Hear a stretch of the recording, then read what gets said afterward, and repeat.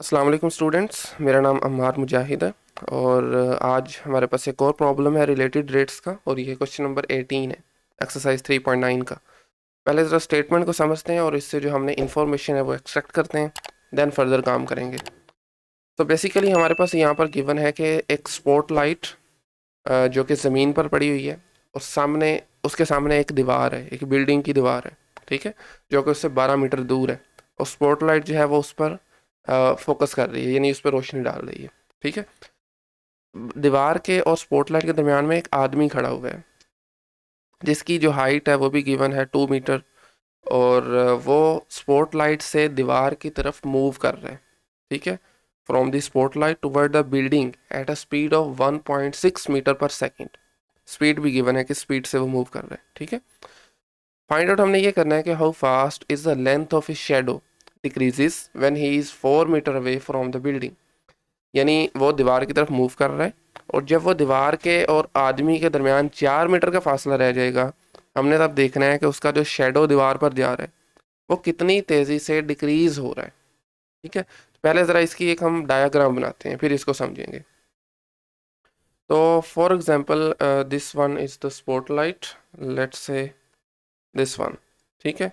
और इसके सामने हमारे पास एक फॉर एग्जांपल बिल्डिंग है, ठीक हो गया। Okay, so let's say this one is the building जो कि स्पॉट लाइट के सामने है, और ये बेसिकली इस पर रोशनी डाल रही है। और इसका और बिल्डिंग का जो डिस्टेंस है वो हमें बताया गया है कि वो 12 मीटर है, यानी कि जो डिस्टेंस है ये दिस इज़ 12 मीटर। और बिल्डिंग के और स्पॉट लाइट के दरमियान में एक आदमी खड़ा हुआ है, लेट्स से कुछ यहाँ पर, ठीक है, रफली मतलब हम ड्रा कर लेते हैं, लेट्स से दिस वन, ठीक है। और ये जो स्पॉट लाइट है ये जब रोशनी डालेगी तो इसका जो साया आ रहा है वो भी हम यहाँ पर लेट्स से रिप्रेजेंट करते हैं, फॉर एग्जांपल जी कुछ इस तरह से। ओके, ठीक है। अब ज़रा गिवन इन्फॉर्मेशन है, यहाँ पर पुट करते हैं कौन कौन सी वैल्यू कैसे पुट करनी है।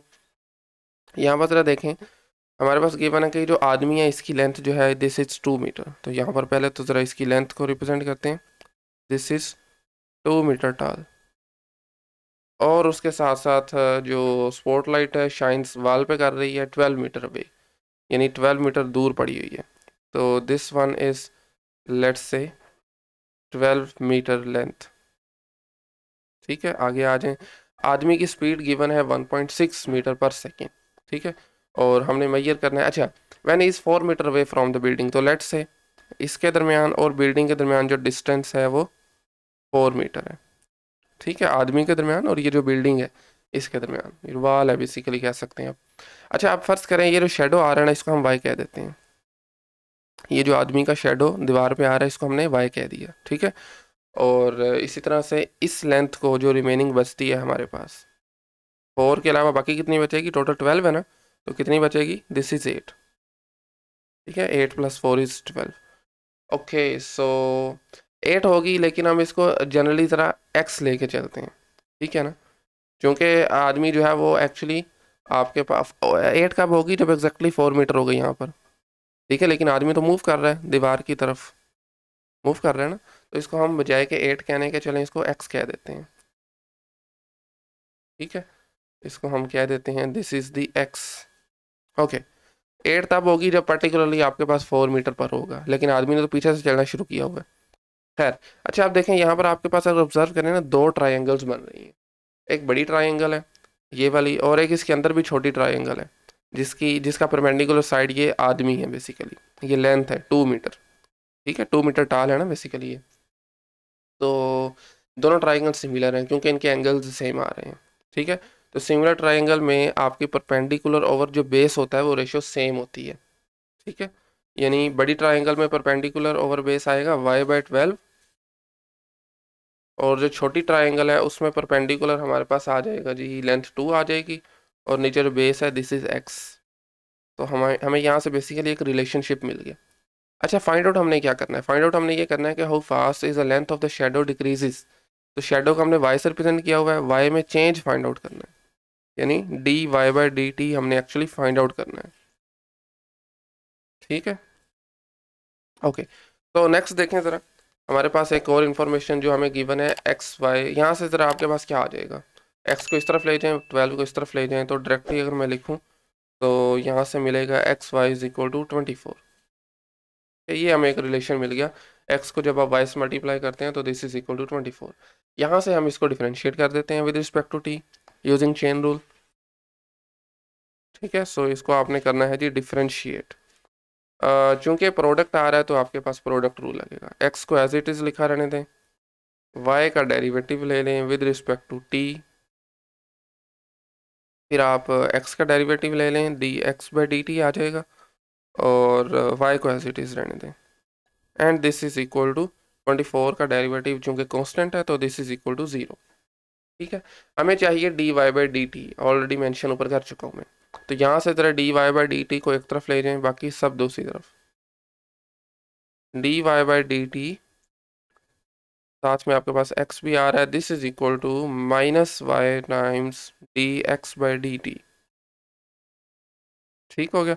अब यहाँ से फर्दर x को दूसरी तरफ ले जाकर डिवाइड करें, तो this implies that we have d y by d t, this is equal to minus y by x, और साथ में आ जाएगा जी d x by d t. ठीक है, कुछ इस तरह से रिलेशन हमारे पास बना है। ओके, सो अब D x by d t की वैल्यू अगर आप ऑब्जर्व करें ना, गिवन है एक्स, हमने बेसिकली ये कहा हुआ है, ये जो लेंथ है ना आपके पास आदमी से लेकर स्पॉट लाइट तक की, इसमें जो चेंजिंग आ रहा है, चेंजिंग किस पे डिपेंड करता है, ये जो आदमी जिस स्पीड से मूव कर रहा है, ऐसे ही है ना। तो 1.6 मीटर पर सेकेंड की स्पीड से जो आदमी है वो मूव कर रहा है बिल्डिंग की तरफ, तो एक्स में चेंज आएगा ना, बड़ा होता जाएगा एक्स।